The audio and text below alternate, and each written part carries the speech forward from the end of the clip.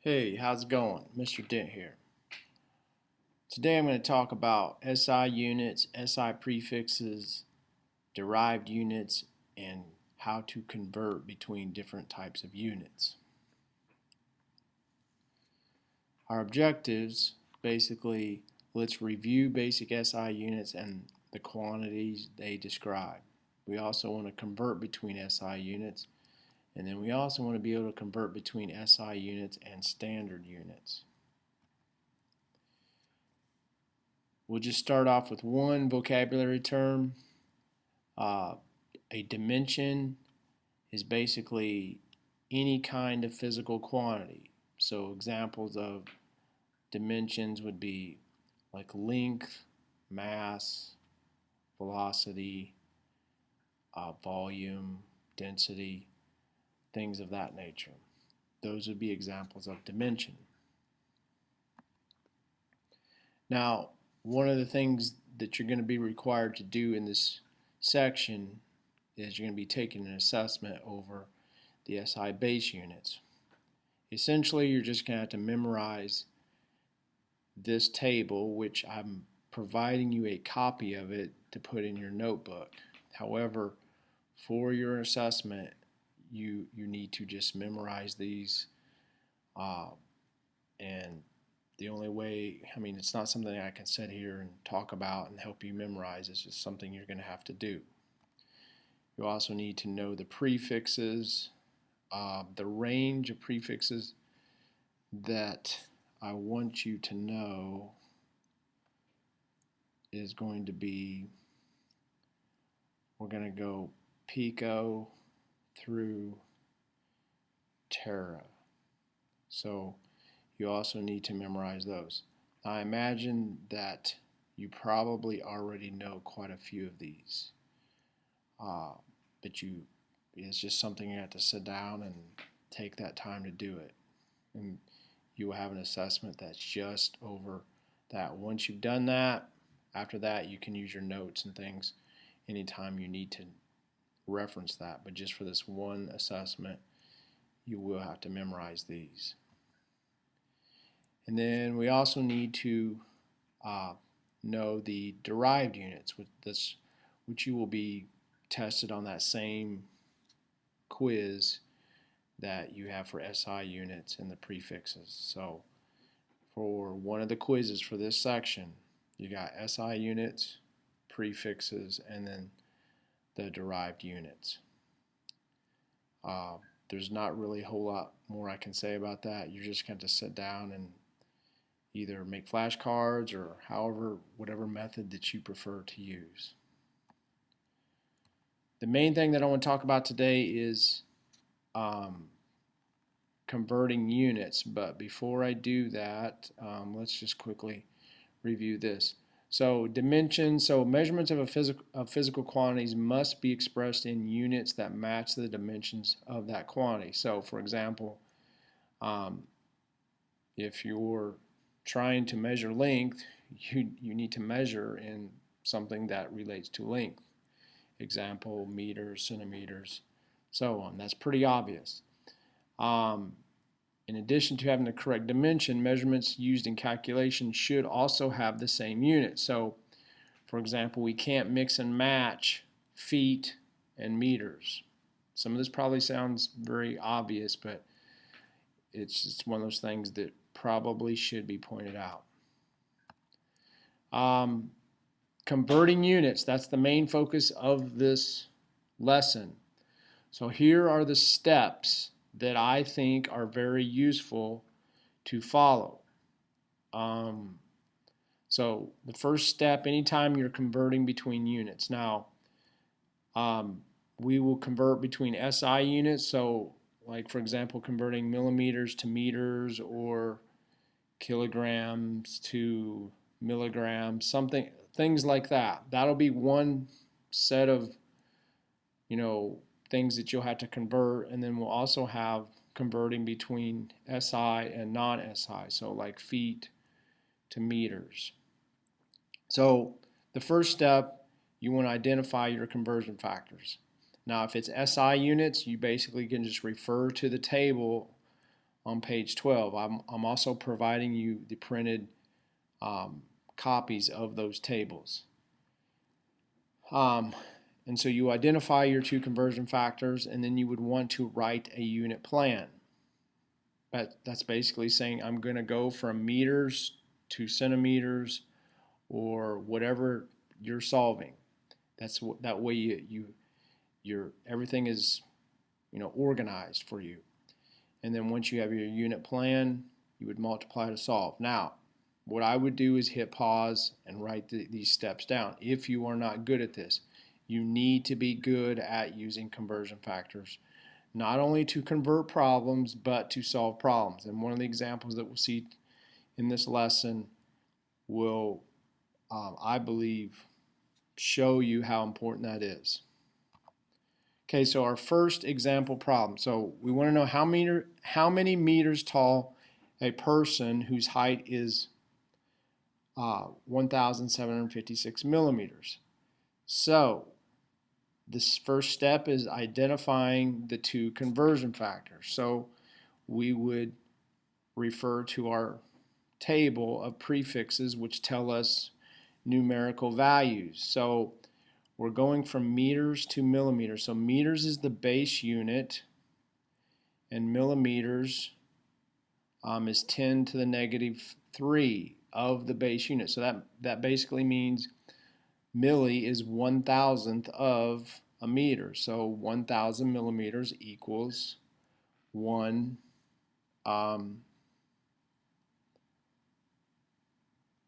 meter.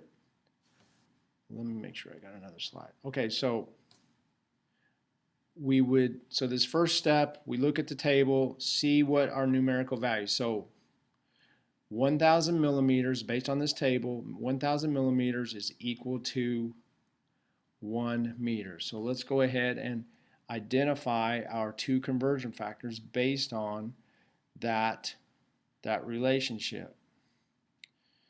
And let's get our pen going. Okay, so since 1,000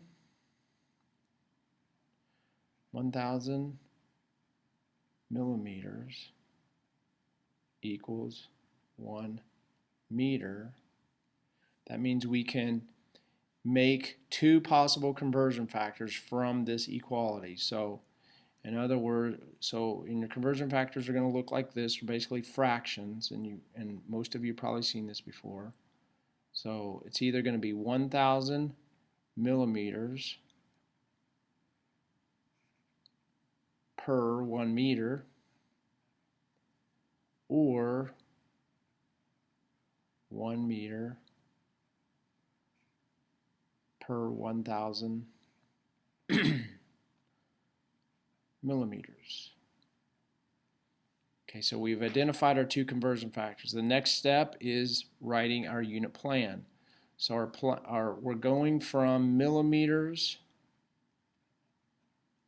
to meters.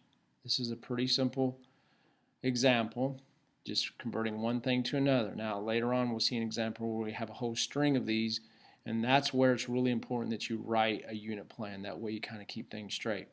Okay, so based on our unit plan, we'll write the thing that we have, which is we know millimeters. So we'll just start here. So 1,756 millimeters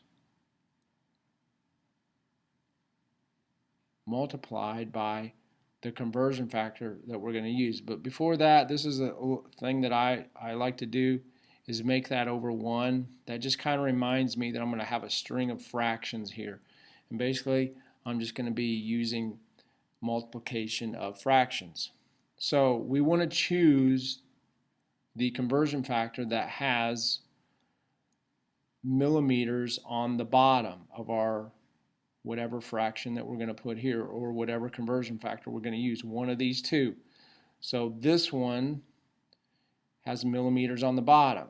And so the reason we're doing that is so millimeters cancel, and all we're left with is meters. So 1 meter over 1,000 millimeters. And so these guys will cross, or they'll cancel out, and then we simply multiply across. So essentially this is just going to be 1,756 divided by 1,000, and some of you probably already have figured out that all I have to do is move my decimal place 3 spots, and that is true.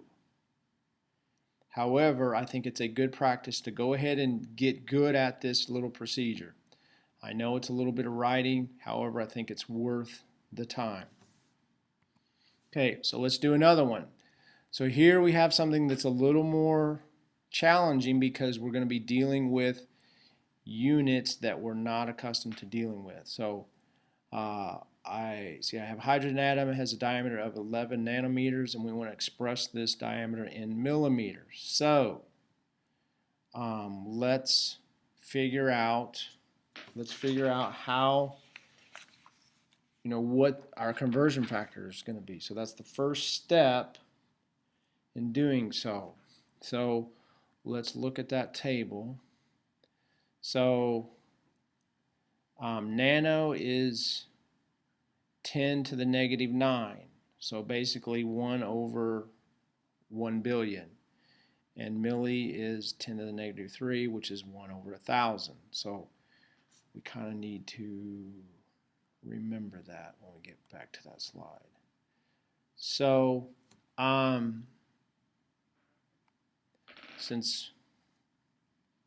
let's see if we can figure that out. So nano is 1 over a billion, and milli is 1 over 1,000. So let's figure out how many nanos are in a milli. Basically, that's what you want to do. You want to figure out how many nanos equals 1 milli. So milli is this, 1 over 1,000.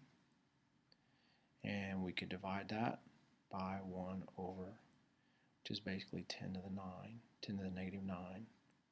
Actually, it'd be 10 to the 9. Actually, we'll scratch that. We'll just write it out. 1 over a lot of zeros. And that's going to come out to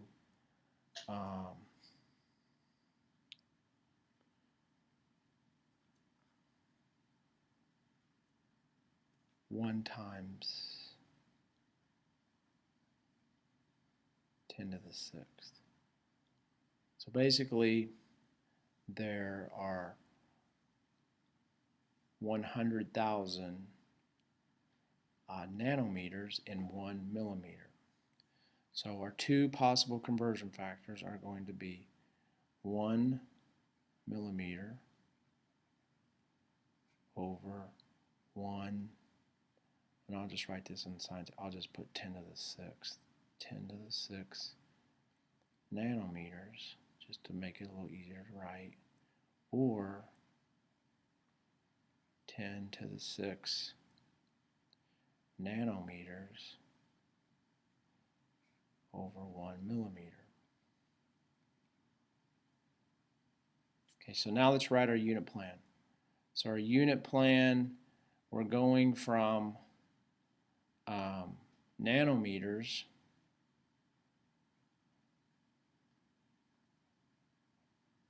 to millimeters.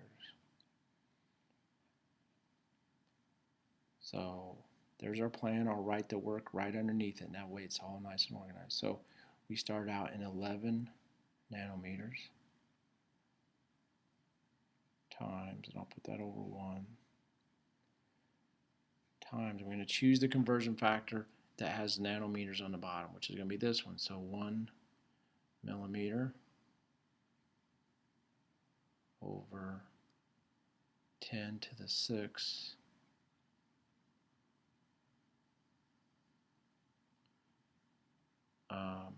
actually that's nanometers, my bad. And so basically we're going to be moving our decimal place 6 places. So we should get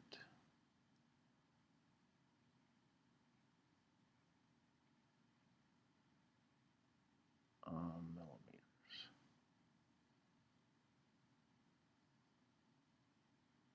Or we could write that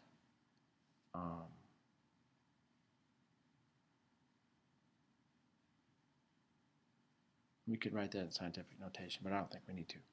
Anyway, so that's that. And let me make sure units cancel. They do. Units cancel. We're left with what we wanted, and that's sort of your safety check to make sure units cancel. Anyway, let's do this. Actually, let's do this one, and then we have one more challenging one. So here we have marathon is 26.2 miles. How far is this in kilometers? So here we're going from standard units to SI units. So this would not be a simple case of moving decimal places, which you can do that a lot with the SI stuff in your head a lot of times, but when you're going from standard to SI, that's a more challenging. Now we won't have a lot of that in problems we do in class. However, I think it's something you should be able to do, and it'll become useful in things when we're converting things that involve rates, thing like velocities, or even something like density, which isn't really a rate, but it's kind of the same idea. Anyway, so we're starting out in miles and we want to go to kilometers, so we would just find where we have an equality there. So on this table, I've got, whoops, let's go ahead and go with that. So let me get a pen first. Okay, so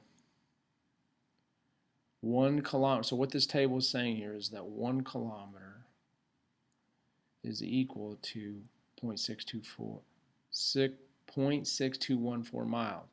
So our possible conversion factors are going to be 1 kilometer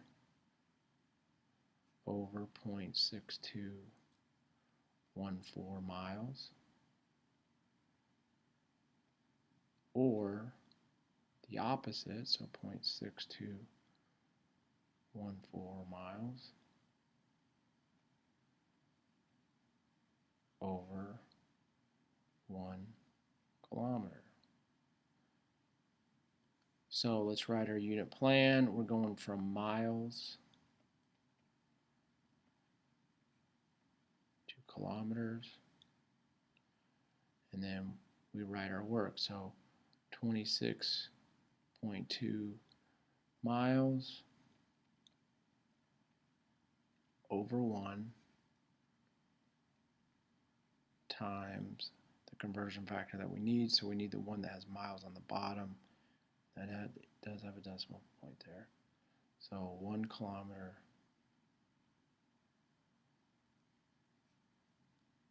divided by 0.6214 miles. And we should get, no, I pre-did this one.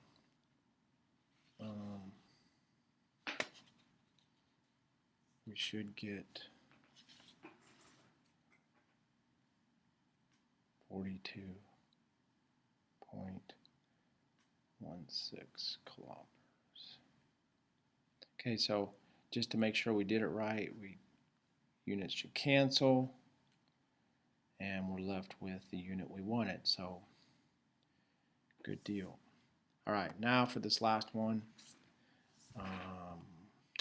So a mini bike gets 95 miles per gallon of gas, and we want to know how many kilometers how many kilometers can you expect to travel with 10 liters of gas? So we have multiple conversions here. So we're starting out, see, we need to know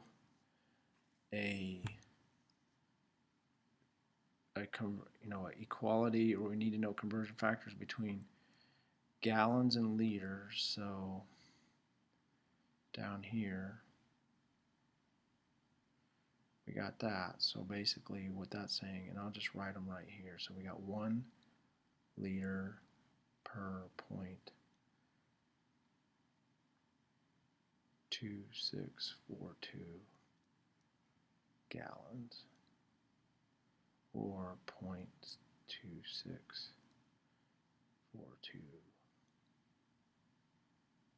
gallons over 1 liter. I know that looks like a Z. Try to fix it. Okay, so we have that. I think this might be easier actually with this one, just to go ahead and write our unit plan first. Then we can kind of figure out conversion factors that we're going to need as we go. So we know we have, let's see, we have 10 liters of gas. So I'm going to put liters to gallons. And then we're going from gallons to miles because we have this 95 miles per gallon. So that connects gallons and miles. So we're going to miles.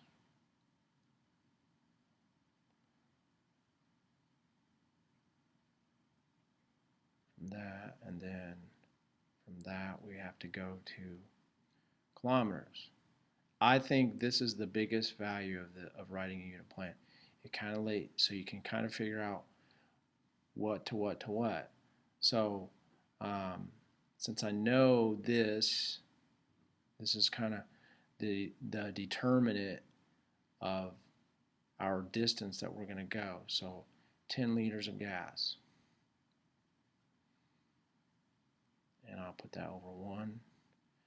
And then we'll put in our first conversion factor, which is converted liters to gas, which I already identified. So we want to pick the one that has liters on the bottom. So we'll go 0.2642 gallons per 1 liter. Let's make that one a little bit longer. Then we're going to go, we need a conversion between gallons and miles, which is established right here, 95 miles per 1 gallon. So we want to pick the one that has gallon on the bottom. So we know gallon, so 1 gallon will be on the bottom.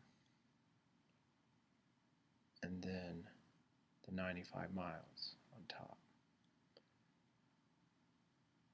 And so a way to know that you're arranging these correctly is that just basically whatever is on top here, you need to have that unit on the bottom on your next conversion factor.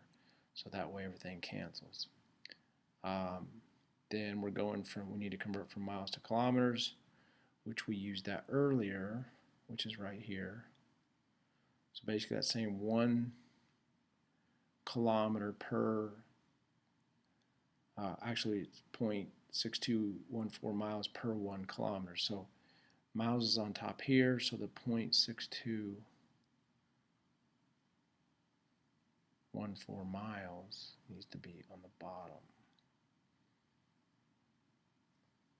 And then 1 kilometer. And so we know our final unit needs to be in kilometers, so let's just check to make sure everything's going to cancel right. So liters cancels, gallons cancel, miles cancel, and so we should be good to go. So if we multiply across, just like you would be multiplying fractions, you should get, I'm going to have to put the answer down here, 225.3 kilometers. And that seems like a reasonable answer.